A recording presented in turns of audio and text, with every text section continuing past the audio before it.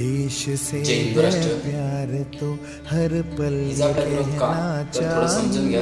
तुमचा सर्व धर्म समभावचा जो ग्रह आहे तो थोडा वेळ बाजूला ठेवा. कालच जे अफगाणिस्तानमध्ये घडलं सगळ्यांना माहितीच आहे. आणि त्यांची लोक सोडलेली नाहीयेत तर तुम्हाला आम्हाला सोडतील कशावरून.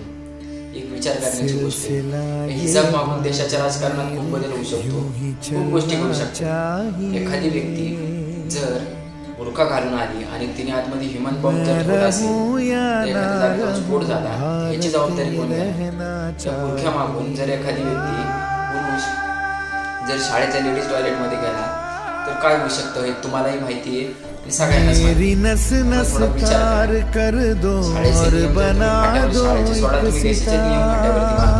देशाचे कित्येक नियम तर तुम्ही पाळतच नाही.